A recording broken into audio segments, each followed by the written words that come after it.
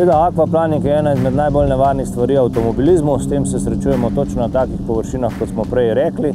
Kaj narediti v takem primeru? Takrat se moramo zavedati, da je guma izgubila stik s podlago. Torej, takrat najbolj pomembno, da volan obdržimo v željeni smeri. Ne krmilimo ne levo in ne desno. Vkolikor bomo uporabili zavoro, se moramo zavedati, da bo ta zavorni klin še večji. Torej, morate se pa tudi zavedati, da za vsakim akvaplaningom bomo enkrat prišli na podlago, kjer bo guma dobila normalno prijem nazaj. Takrat se bo avto začel ustavljati. Zdaj pa, če smo volan držali na meru, potem bomo šli naravno, se bo avto maksimalno hitro ustavil.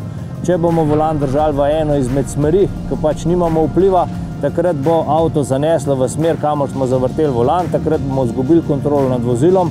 Lahko pride do tega, da se avto celo zavrti na cesti, kar je seveda odvisno od pnevmatik, globine profila, ki ga imamo na posamezni osi.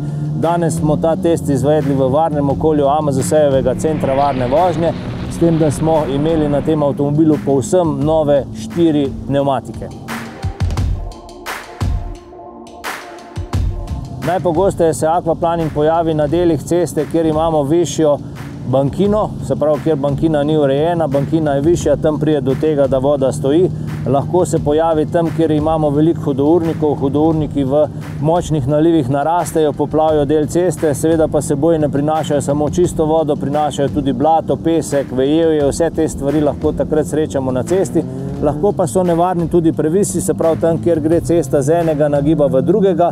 Tam imamo ponavadi tudi na avtocestah, lahko vidite posebne žlebove, ki omogočajo tekanje vode, vendar če je te vode preveč, površina pa ravna, potem bo voda na tej površini stala.